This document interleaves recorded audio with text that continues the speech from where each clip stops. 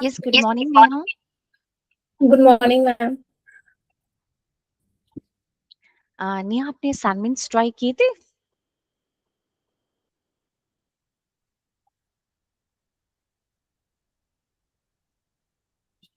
Yes Neha, आपने assignments try किए? एक ट्राई किया मैम, लगभग हो गया था। बस उसका थोड़ा बहुत मतलब स्टॉक सब कुछ अपडेट कर दिया है, बस उसका जीएसटी करना बाकी है। मतलब एक्चुअली ट्रांजैक्शंस थोड़ा ट्रांजैक्शंस कर लिए हैं? नहीं, ट्रांजेक्शन ही बाकी है, सारी चीजें कर दिए हैं। ठीक है, कोई बात नहीं, आप अभी ट्रांजेक्शन मेरे को बाकी आज कर दूंगी। ओके ठीक है। So hello. कोई इश्यू नहीं है। मैं स्क्रीन शेयर करती हूँ। ओके।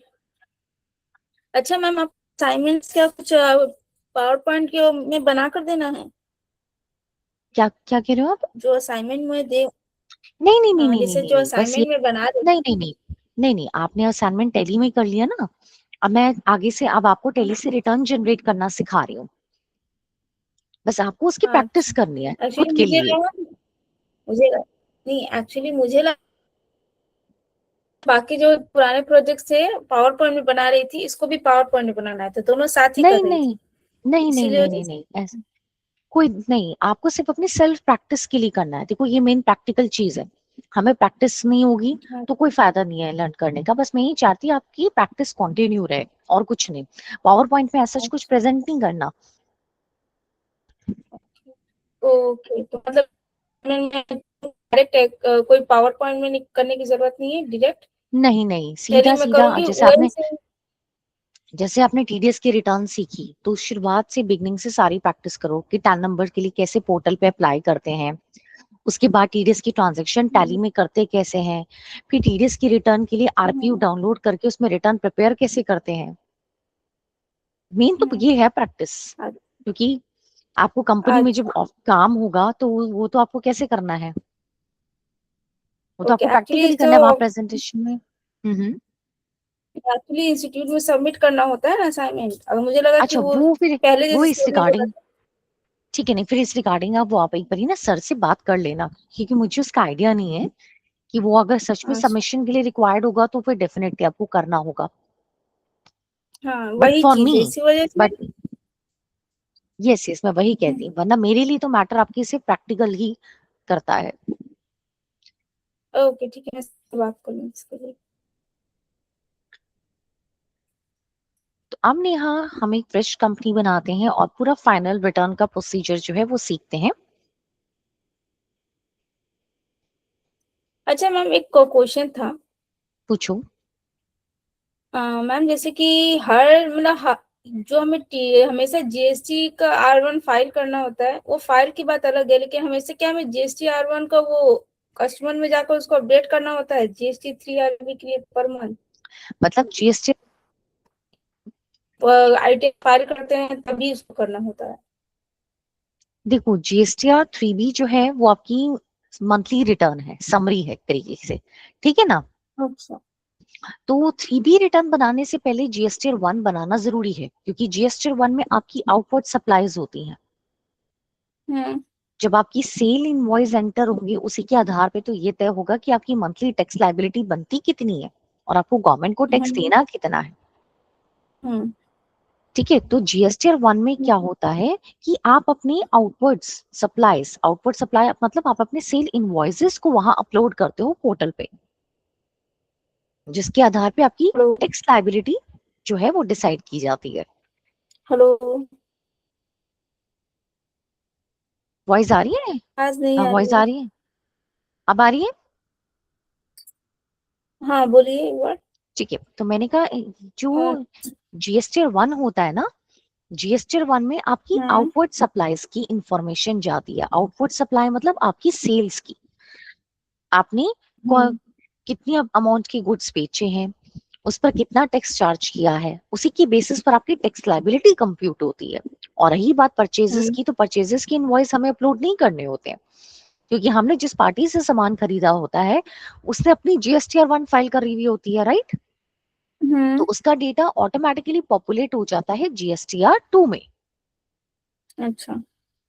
तो वही मैं अब दिखाने जा रही हूँ। तो मैं एक फ्रेश कंपनी बना रही हूँ with the name Naveen electronics. Okay, तो ये मुझे मंथली करना होगा ना?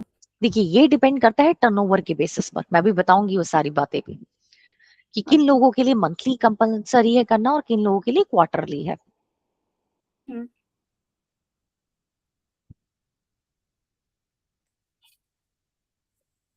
क्योंकि हम side by side parallel theory भी कवर करेंगे और प्रैक्टिकल भी। ओके।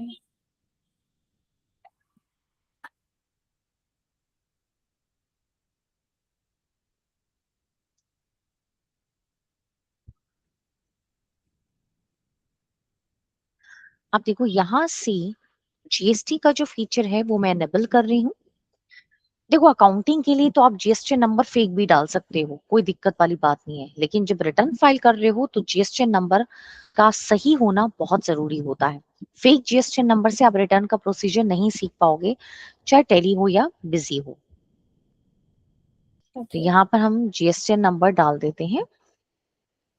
स्टेट हमारी दिल्ली है, रजिस्ट्रेशन टाइप हम रेगुलर डीलर है, और ये है हमारा जीएसटी नंबर।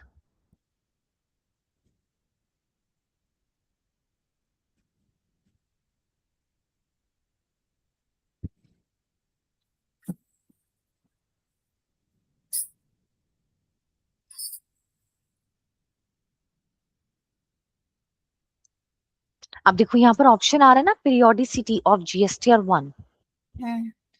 ठीक है, तो आप देखो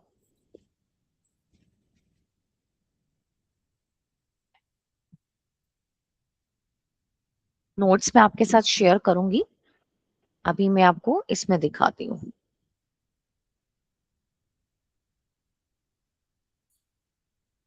कुछ भी देखो दिख नहीं रहा जीएसटीआर मैम। 1 जो है,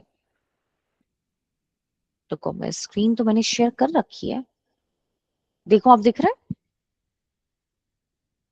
कुछ दिख नहीं रहा। नहीं। नहीं, वेट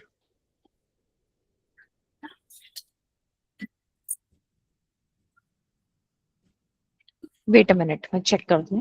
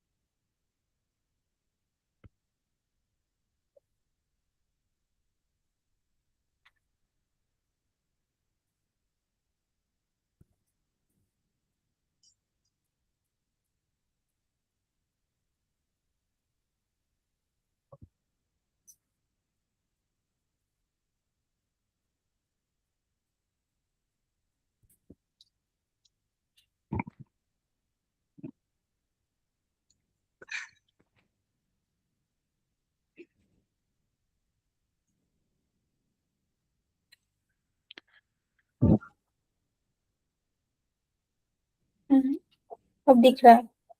अब दिख रहा है? ठीक है। हम्म। अब देखो जीएसटीआर 1 की पीरियोडिसिटी देखो, क्या लिखा है कि जीएसटीआर 1 जो है वो मंथली रिटर्न भी है और क्वार्टरली रिटर्न भी है। हम्म। मंथली रिटर्न कौन लोग फाइल करेंगे? जिनकी टर्नओवर जो है वो 5 करोड़ से ऊपर है, मतलब जिनकी एनुअल टर्नओवर या एनुअल सेल 5 करोड़ से ऊपर है, उन्हें तो अपनी रिटर्न मंथली ही बनानी है। लेकिन जिनकी टर्नओवर 5 करोड़ तक है, हम्म। अगर वो चाहें, ऑप्शन है, वरना तो ये लोग भी मंथली फाइल कर सकते हैं, अगर वो चाहें तो क्यूआरएमपी स्कीम के तहत अपनी रिटर्न क्वार्टरली फाइल कर सकते हैं। क्यूआरएमपी का मतलब होता है हम्म। Quarterly return monthly payment. इसका मतलब रिटर्न आपको हम्म। क्वार्टरली फाइल करनी है, लेकिन सरकार को टैक्स मंथली मंथली ही देना है। हम्म।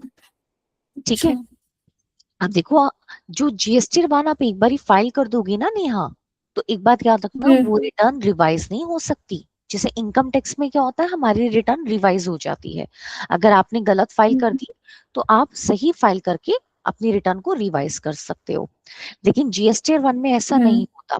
अगर मान लो आपने किसी मंथ जीएसटीआर 1 में कोई इंफॉर्मेशन गलत डाल दी, तो आप उसको रिवाइज नहीं कर पाओगे, बट उसकी जो भी एडजस्टमेंट्स या करेक्शंस है वो अपनी अगली रिटर्न में आप दिखाओगे।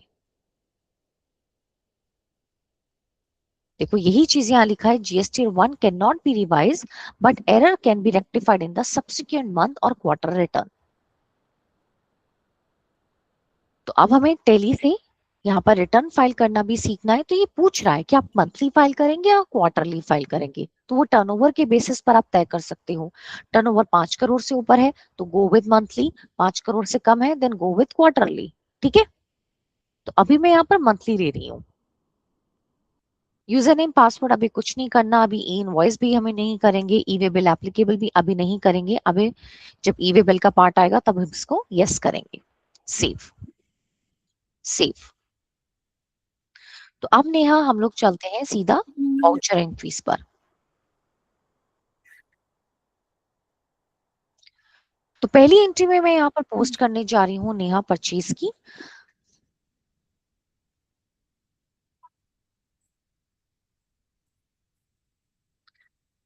बिल नंबर डाल देते हैं।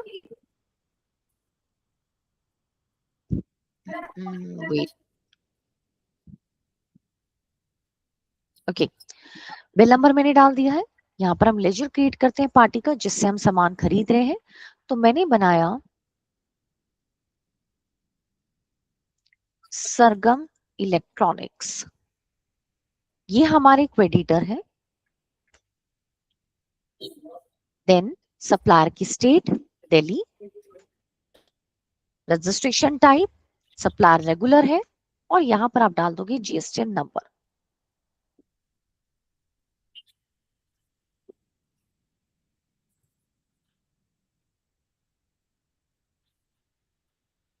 सेव करते हैं इसे, सेव सेव। परचेज लेजर में अब हम बनाते हैं परचेज का account under the group of purchase.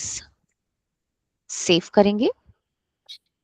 अब वैसे तो देखो परचेज के अकाउंट्स में भी हमें ये सेटिंग करने के लिए कहता है नेहा कि अंडर द परचेज है। ठीक है, क्या जीएसटी एप्लीकेबल है आपकी परचेजेस पर? बिल्कुल एप्लीकेबल है, लेकिन एचएसएन कोड और जीएसटी रेट जो है वो मैं आइटम मास्टर में ही सेट करना प्रेफर करती हूँ। आप परचेज अकाउंट में इस ऑप्शन को तब यस करो जब आपकी सभी आइटम पर एक समान रूप से टैक्स रेट एप्लीकेबल है और एक समान रूप से एचएसएन कोड है। अगर अलग अलग एचएसएन कोड है, अलग अलग टैक्स रेट है, तो उसका फायदा नहीं है। पहले के सर ने बोला था कि ये कैसे? हाँ, मुझे वॉइस नहीं आया आपकी।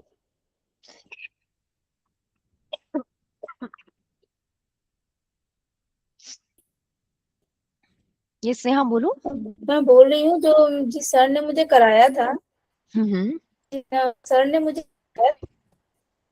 आवाज कट रही है। बोला था कि हेलो हाँ बोलो। हेलो हाँ बोलो नेहा। मैम, ये सर ने मुझे कराया था हम्म, कि इसमें ही ये एंट्री कर लेना। मतलब परचेज के सब लेजर में ही। परचेज, हाँ परचेज एट द रेट 12% अलग करना, 18% अलग करना। एक्चुअली देखो, एक्चुअली में क्या होता है ना, सबकी अकाउंटिंग करने के तरीके अलग अलग है। अब जो आपको बताया गया, अब अगर मान लो मैं मल्टीपल आइटम्स, जी नहीं आपकी मैम वॉइस ना बिल्कुल। वाईफाई इशू है, एक सेकंड रुक जाइए, कनेक्ट कर रही हूँ। ठीक है ठीक है।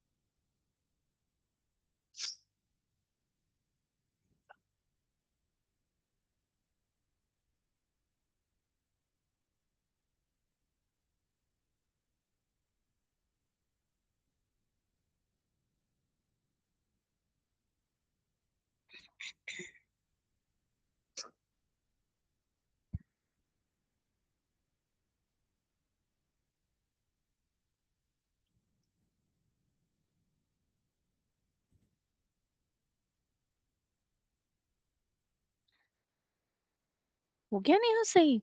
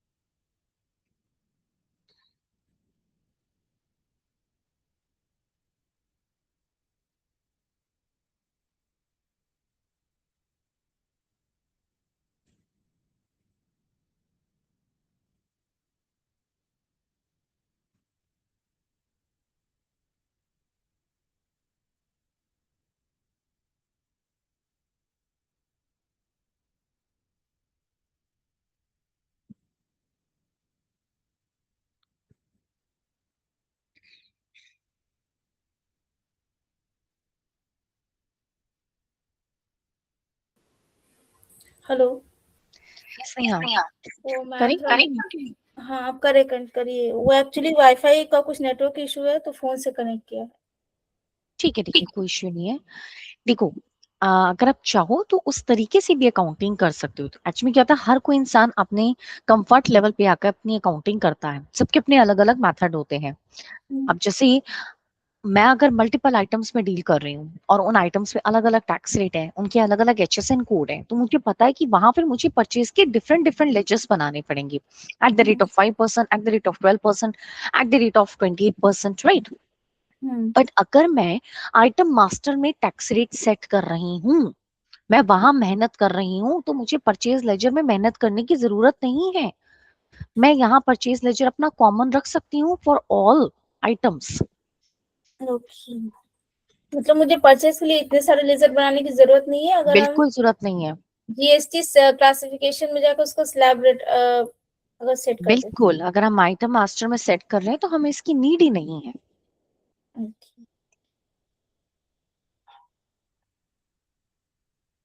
सो नेम ऑफ आइटम यहाँ पर हम बाय करते हैं, for example television. Unit master हम यहाँ पर क्रिएट कर लेते हैं पीसेस, और unit quantity code as per GST। अब देखो यहाँ पर भी तो ऑप्शन आता है ना, क्या GST एप्लीकेबल है? यस। HSN कोड, तो मैंने यहाँ पर ले लिया स्पेसिफाइड डिटेल्स हियर, और यहाँ पर HSN कोड हम इस आइटम का डाल सकते हैं। अभी मैं रैंडम डाल रही हूँ।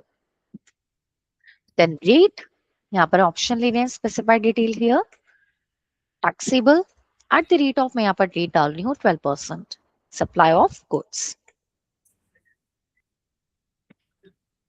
तो हमने यहाँ पर टीवी के 50 पीसेस बाय कर लिए हैं 20,000 के रेट से। तो ये हमारी 10 लाख की परचेजिंग हो गई है। अब जैसे कई लोग नेहा क्या करते हैं, अब इस पर टैक्स लगाना होता है, तो वो अलग इस तरीके से लेजर्स बनाते हैं, इनपुट CGST, इनपुट SGST। बाकी अगर हम चाहें तो कॉमन लेजर ले सकते हैं, इधर you are applying tax on purchases और सेल्स, आप कॉमन टैक्स भी लेजर बनाकर चल सकते हो। Under duties and taxes, type of duty GST. अब अगर मान लो मैं इनपुट के नाम से लेजर बनाऊंगी ना नेहा, आप बनाते हो, आप कैसे करते हो? Input GST. इस नाम से बनाते हो? चलो आज मैं आपके नाम से इसी तरीके से चलती हूँ, इनपुट सी अच्छा, जीएसटी। एक्चुअली ऑफिस में तो जोहो बुक है, तो उसमें तो सारा जीएसटी सेटलमेंट है। यस। तो बिजी में भी क्या होता है कि ऐसे ही वहां पर भी वो टैक्स अकाउंटिंग जो करता है वो इनपुट आउटपुट के नेम से करता है। फिर जो लोग इनपुट आउटपुट की नेम से करते हैं ना अकाउंटिंग, वहां पर आपकी ट्रांजैक्शन बढ़ जाती है, और वो ट्रांजैक्शन होती है किसकी? जर्नल एंट्री की, क्योंकि आपको आउटपुट इनपुट की एडजस्टमेंट करनी होती है। अच्छा, फिर वही जीएसटी पेबल देकर एक ऑप्शन में जाकर उसको राइट राइट राइट। अच्छा। तो आप देखो duties and taxes, type of duty GST, tax type C GST. आप देखो परसेंटेज ऑफ कैलकुलेशन यहाँ पर भी आता है। अब मैं अगर 5 डाल दूं तो मुझे 12% का इनपुट सी जीएसटी अलग बनाना पड़ेगा, ठीक है, 28 वाला अलग बनाना पड़ेगा। तो मुझे अगर लेजर कॉमन रखना है, मल्टीपल लेजर्स की नीड नहीं है, तो छोड़ दो, क्योंकि टैक्स रेट तो हम ऑलरेडी वैसे भी आइटम मास्टर में सेट करके आ चुके हैं, अकॉर्डिंगली वो टैक्स कैलकुलेट कर ही लेगा। अच्छा, आइटम मास्टर में अगर हम टैक्स जो अपनी जो भी है वो डाल देते हैं, तो यहाँ पे 9%, 10% देने की जरूरत नहीं ना है। ना ना, फिर तो देखो ना कितने लेजर्स बन जाएंगे तुम्हारे, 10-12 लेजर्स तो इसी के हो जाएंगे अगर मान लो। जा ऑफ कोर्स, ये चीज सही है, ये चीज नहीं पता थी, थैंक यू। तो मैंने यहाँ पर इसको टेक्स्ट टाइप में, अब ये देखो एसजीएसटी रख दिया है सेव, क्योंकि मैंने tax rate already item master में सेट कर रखा है, और टेली इतना समझदार है, वो टैक्स रेट वहीं से पिक करेगा। अब चाहो तो हमेशा ऑल्ट से एनालाइज करके देख लो, ऑल्ट F1 दबा के देख लो कि क्या मेरा टेली सही रेट से टैक्स कैलकुलेट कर रहा है या नहीं। तो मैंने तो टीवी पे 12% टैक्स रेट सेट किया था, इसका मतलब 6% सेंट्रल गवर्नमेंट का शेयर हो गया और 6% स्टेट गवर्नमेंट का शेयर हो गया। शायद इसी वजह से जब भी मैं टैक्स देती हूँ कुछ गलत होता है तो टैक्स रेट एक्सेप्ट नहीं तो फिर करता। आपको पता है क्या होगा, फिर आगे जाके जब आप एडजस्टमेंट करते होगे तो आप 5% वाले की एडजस्टमेंट 5 के साथ करते होगे, 12 वाले की 12 के साथ एडजस्टमेंट करो, 28 के 28 वाले से एडजस्टमेंट करो। जबकि हम एक्चुअली जब गवर्नमेंट को टैक्स देते हैं तो ये थोड़ी देखना होता कि 12 को 12 से एडजस्ट करना है ना। टोटल लाइबिलिटी देखो, आईटीसी देखो, कहीं पर भी आप देखो, जब रिटर्न के टाइम पर भी, रिटर्न के फॉर्म में भी किस तरीके का कोई क्लासिफिकेशन शो होता है टैक्स रेट वाइज? बिल्कुल हम्म नहीं। गवर्नमेंट को तो बस इससे मतलब है कि भी तुम्हारी टोटल सप्लाई कितनी रही है, इंटरेस्ट रेट कितनी है, डेबिट क्रेडिट नोट क्या है, बस। अगर गवर्नमेंट को इस तरीके से मतलब होता तो वो आपके रिटर्न में भी शो करता। हम्म, ठीक है। अब यहां से मैंने ये एंट्री सेव कर दी। अब एक सप्लाई हम लोग यहाँ पर पोस्ट करते हैं सेल की, कस्टमर नेम ऑल सी से मैं यहाँ पर क्रिएट कर रही हूँ।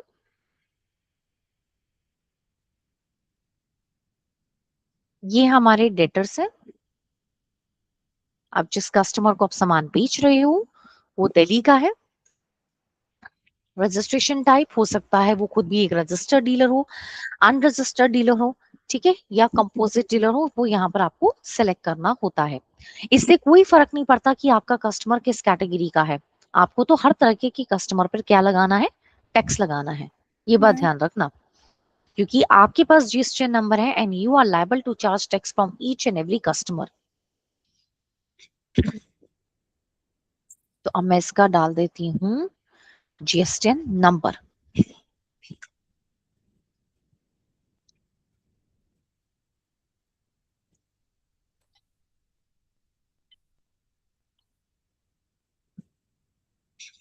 Save,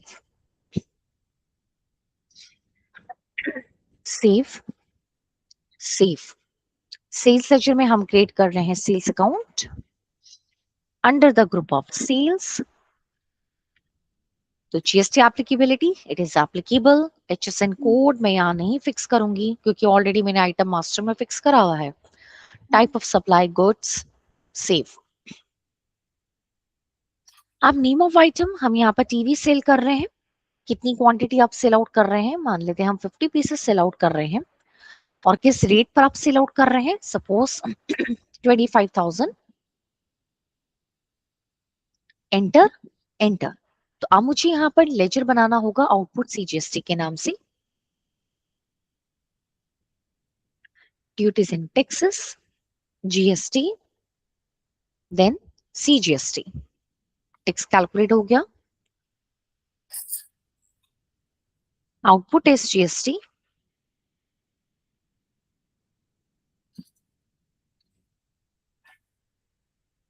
save.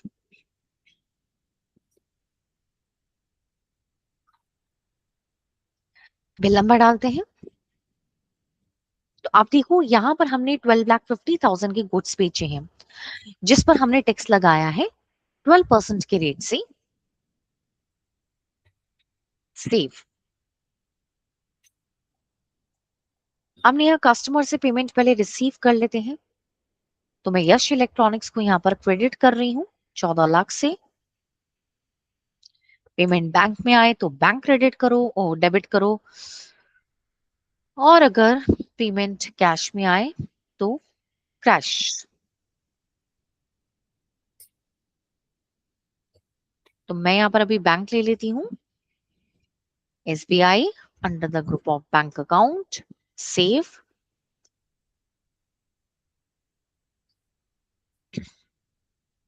F5 for payment. साथ के साथ सप्लायर की भी पेमेंट पे कर देते हैं 11,20,000 टू बैंक।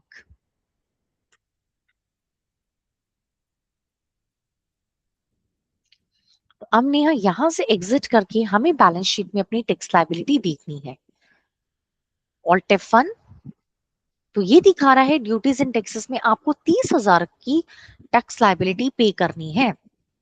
कैसे, इस पर एंटर करके एनालाइज करो। जिस टैक्स का अमाउंट नेहा क्रेडिट साइड में शो होता है वो हमारी टैक्स लायबिलिटी होती है।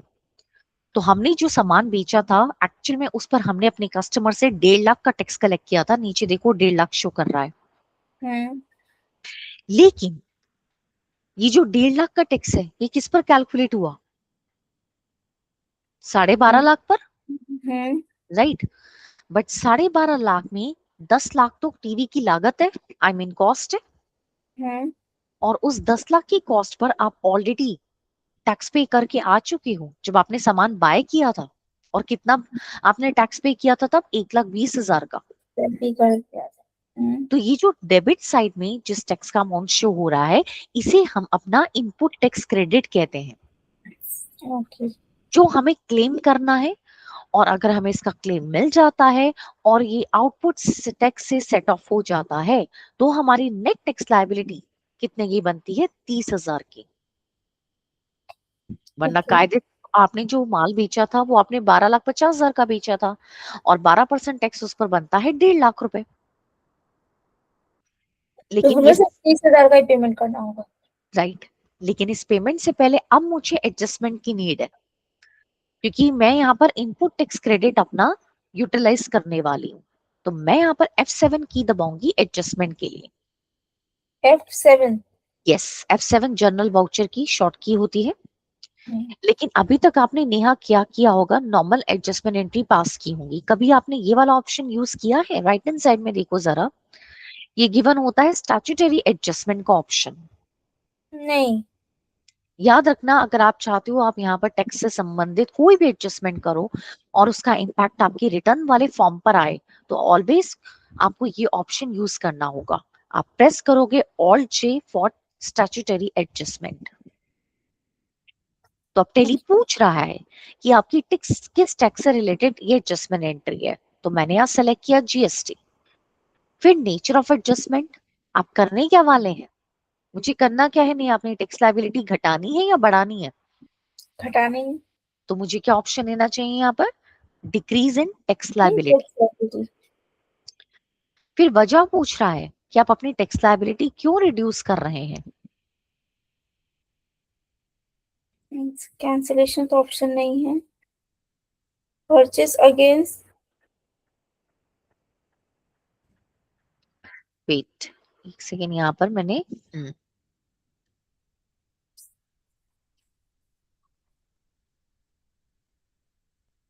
देखो, ये आ रहे हैं हमारे पास ऑप्शन।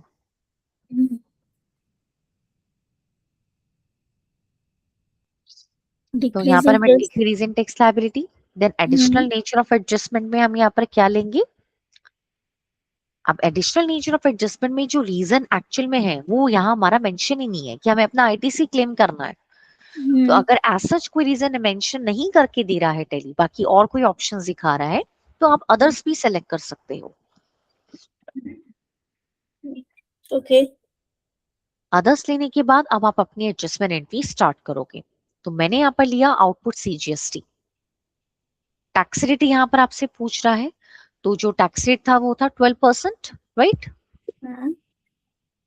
और टैक्सेबल वैल्यू कितनी थी? 12,50,000। अच्छा, अगर 50। दिक्कत हो तो कोई बात नहीं, हम सेल इनवॉइस जाकर देख भी सकते हैं, ऊपर हमें इजीली गो टू का ऑप्शन गिवन है, ओके। या सेल्स बुक उठाकर देख सकते हो, या इवन जीएसटी और वन भी देख सकते हो। अच्छा। ठीक है, अब देखो 75,000 की लाइबिलिटी है नेहा, लेकिन हमें जो इसमें से अमाउंट लेस करना है वो कितने का करना है? 60,000 का। 60,000। 60,000 का टैक्स क्रेडिट है। फिर डेबिट करोगे आउटपुट एसजीएसटी, ऑटोमेटिकली ये आपका टैक्स रेट पिक कर लेगा। अब कितना अमाउंट इसमें से लेस करना है? 60,000। 60,000। टू इनपुट सीजीएसटी, इनपुट कितना था सीजीएसटी? 60,000। और इनपुट एसजीएसटी कितना था? 60,000। ये एडजस्टमेंट एंट्री करने के बाद नेहा जब आप अपनी बैलेंस शीट दोबारा देखते हैं, तो आप जरा देखो, तो एंटर करने पर नेट लायबिलिटी आपको शो होगी। 15,000। इसका मतलब आप अपना आईटीसी क्लेम कर चुके हैं। तो अब हमें बस बैलेंस शीट वाउचर्स पे जाकर टैक्स की पेमेंट करनी है final. Output CGST debit 15,000, output SGST debit 15,000 to cash bank. Save करते हैं। अब नेहा यहां से एग्जिट करके हमें रिटर्न के फॉर्म्स देखने हैं, तो हम यहाँ पर डिस्प्ले मोर रिपोर्ट्स में आएंगे। मोर रिपोर्ट्स पे आने के बाद स्टैट्यूटरी रिपोर्ट्स, स्टैट्यूटरी रिपोर्ट्स में जीएसटी रिपोर्ट्स, जीएसटी रिपोर्ट्स में जीएसटीआर 1, जीएसटीआर 1 जो कि हमारी आउटवर्ड सप्लाईज की रिटर्न है, जिसमें ये शो होगा कि हमारे कौन कौन से सेल इनवॉइसेस हैं, उस सेल इनवॉइसेस पर कितना कितना टैक्स बना है, उस सेल इनवॉइसेस के एडजस्ट अगेंस्ट कोई क्रेडिट नोट तो रेज नहीं हुआ है। वो सारे जो भी ऑप्शंस होंगे related to your outward supplies, सिर्फ आउटवर्ड सप्लाईज की बात हो रही है, वो जीएसटीआर 1 में गिवन होता है। ओके। ओपन करते हैं, तो इसमें क्या होता है, आपकी ट्रांजैक्शन को जो है टेली वो अलग अलग टेबल में क्लासिफाई करके दिखाता है। अब कौन सी transaction B to B invoice में शो होती है? जहां हमने किसी रजिस्टर्ड डीलर को माल बेचा होता है। बी टू सी में कौन सी इनवॉइसेस शो होंगी? जहां आपने किसी अनरजिस्टर्ड डीलर या एंड कंज्यूमर को सामान बेचा है, जिनकी कीमत कितने से ज्यादा होगी? 10। 1 लाख से ऊपर था ना लास्ट। हाँ हाँ, 1 लाख से ऊपर। जो भी आपके एक्सपोर्ट इनवॉइसेस होंगे, मतलब आपने जो भी विदेश में माल बेचा होगा, वो एक्सपोर्ट इनवॉइस के अंदर रिफ्लेक्ट करेगा। डेबिट क्रेडिट नोट अगर रजिस्टर्ड डीलर द्वारा रेस किया गया होगा तो उसका एंट्री यहाँ आएगी। डेबिट क्रेडिट नोट अगर अनरजिस्टर्ड डीलर या एंड कंज्यूमर द्वारा जनरेट किया होगा तो उसकी एंट्री यहाँ आएगी। पिछले इनवॉइस में अगर हमने, मतलब पिछले मंथ की रिटर्न में अगर हमने कुछ भी गड़बड़ कर दी, तो हम उसको इस मंथ की रिटर्न में रेक्टिफाई करके दिखा सकते हैं। तभी हमें यहाँ पर नीचे ऑप्शंस गिवन है अमेंडमेंट्स के, कि अगर आपको कुछ अमेंडमेंट्स करनी है अपने पुराने इनवॉइसेस से रिलेटेड या डेबिट क्रेडिट नोट से रिलेटेड, देन जितने भी स्मॉल इनवॉइसेस होते हैं हमारे 1 लाख से कम वाले, वो हमें यहाँ शो होंगे। इसके अलावा निल रेटेड इनवॉइस भी होते हैं, वो इनवॉइसेस जिन पे आपने टैक्स लगाया ही नहीं, या वो आइटम जिन पर टैक्स लगता ही नहीं है, वो यहाँ रिफ्लेक्ट करेगा। अगर आपने किसी कस्टमर से एडवांस पेमेंट रिसीव की है, तो उस पर एडवांस टैक्स भी आपको गवर्नमेंट को देना होता है, वो यहाँ रिफ्लेक्ट करेगा। एडवांस के अगेंस्ट में जो एडजस्टमेंट्स होती हैं वो आपको यहाँ शो करता है। ठीक है, तो ये अलग अलग टेबल्स दिखा रहा है, और ये जो साथ में नंबर दिखा रहा है ना नेहा, 4A 4B, एक्चुअली ये दिखा रहा है कि पोर्टल पे इस तरीके से टेबल नंबर गिवन होते हैं। ओके। तो जब हम पोर्टल खोलेंगे तब उसमें हम ये चीजें देखेंगे। फिलहाल देखो क्या, देखो इसमें क्या लिखा है, इंक्लूडेड इन रिटर्न, कि इसमें आपका एक इनवॉइस इंक्लूड हम कर रहे हैं जो कि रेडी है अपलोड के लिए, क्योंकि सेल का तो हमने एक ही इनवॉइस बनाया है, और जो इस रिटर्न से संबंधित ही नहीं है वो इनवॉइसेस आपको यहाँ शो हो रहे हैं। वो कौन कौन से होंगे, एंटर करो। ठीक है, और एंटर करो। हमने जो पेमेंट रिसिप्ट के वाउचर बनाए हैं वो हमें यहाँ पर दिखा रहा है, बट इसका रिटर्न से तो कोई मतलब ही नहीं है, तभी लिखा आ रहा है not relevant for this return. अब नेहा यहाँ पर हमें ऊपर एक ऑप्शन मिलता है एक्सपोर्ट का, ऑल्ट ई भी आप दबा सकते हो एक्सपोर्ट के लिए। ओके। अब एक्सपोर्ट पर जाने के बाद देखो ऑप्शन नीचे लिखा आ रहा है जीएसटी रिटर्न्स, आप एंटर करोगे। ठीक है, एंटर करने के बाद देखो यहाँ पर आपको ये आपका इनवॉइस शो कर रहा है। अब नीचे देखो क्या लिखा है, एक्सपोर्ट ऑफलाइन, मतलब आप टेली ने क्या है कि ऑनलाइन पोर्टल के साथ भी सिंक क्रिएट कर दिया है कि हम यहाँ से भी डायरेक्टली अपलोड कर सकते हैं, बट जब मैं ऑनलाइन वाला पार्ट कराऊंगी तब वो भी सीखेंगे। अभी मैं यहाँ से ऑफलाइन रिटर्न की फाइल निकाल रही हूँ, तो मैं क्लिक कर रही हूँ एक्सपोर्ट ऑफलाइन पर। ठीक है, अब एक्सपोर्ट ऑफलाइन पर क्लिक करने के बाद देखो फाइल फॉर्मेट आपको ऊपर यहाँ पर लिखा आ रहा है।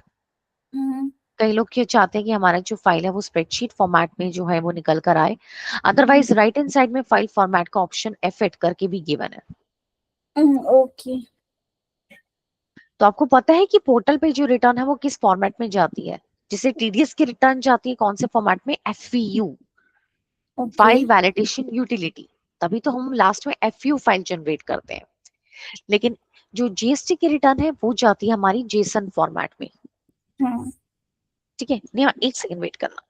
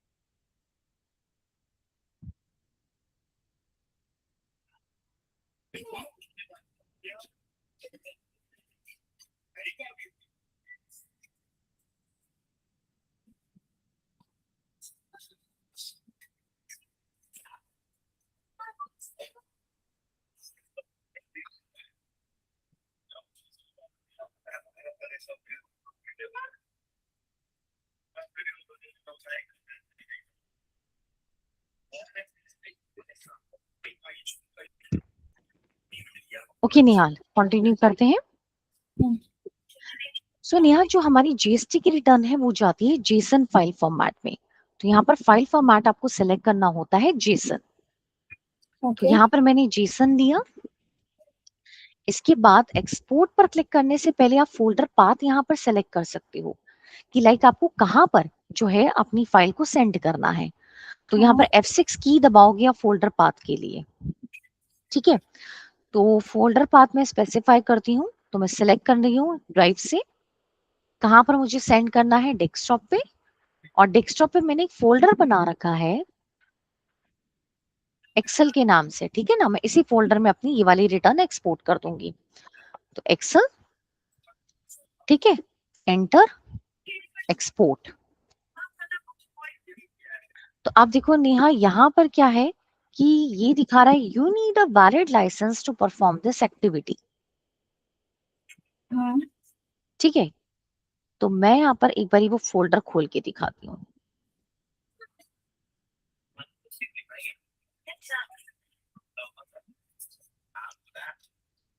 ये दिखाने के लिए कि हमारी रिटर्न पहुंची है या नहीं।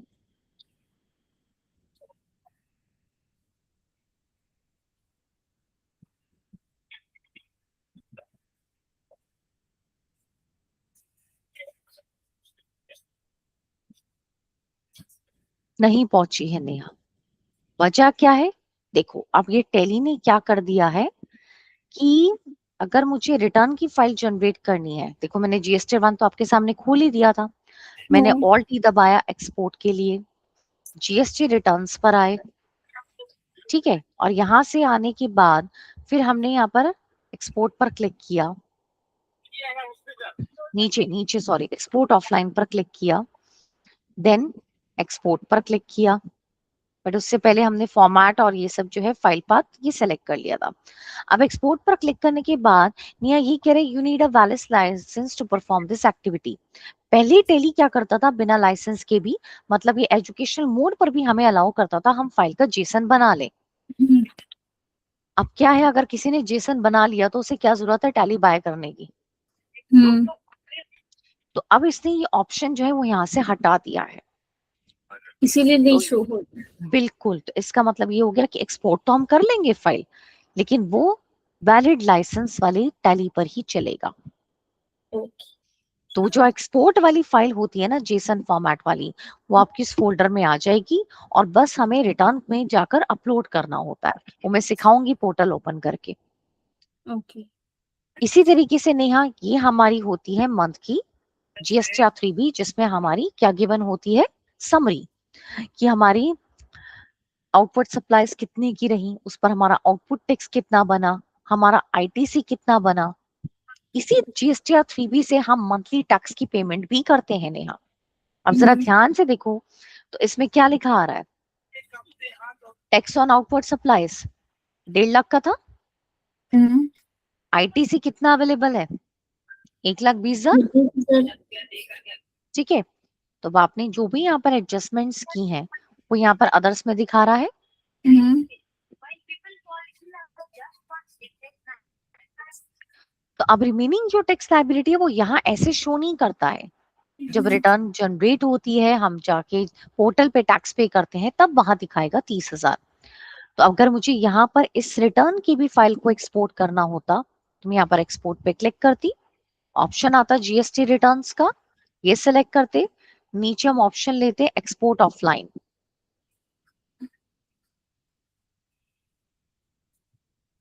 देन इसके बाद फाइल फॉर्मेट, यहाँ से आपको जेसन लेना होगा।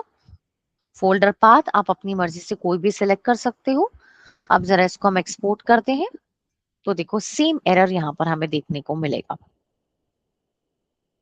ओके। बट स्टिल हमें टैली से यहाँ तक ये प्रोसीजर ये इसलिए सीखना पड़ेगा कि एटलीस्ट टेबल का क्लासिफिकेशन तो हम देख ही सकते हैं ना, कि टैली ने हमारी ट्रांजैक्शंस को सही टेबल में क्लासिफाई करके दिखाया है या नहीं दिखाया है। वरना क्या है, हम डायरेक्टली पोर्टल पर रिटर्न सीखेंगे। तो अभी जैसे आपके ऑफिस में क्या वैलिड लाइसेंस वाला है टैली? टैली नहीं है मैम, ये जो जोहो है, बुक। जोहो है, ठीक है। तो आप एक काम करना कि घर पे चलो जो टैली है एटलीस्ट इस रिपोर्ट को आके देख लेना। हम जेसन तो अब इसके थ्रू जनरेट नहीं कर पाएंगे क्योंकि टैली ने तो ये ऑप्शन हटा ही दिया है। हम्म, तो बस यहाँ से आप बस इस टेबल को फिलहाल देख लेना। ओके।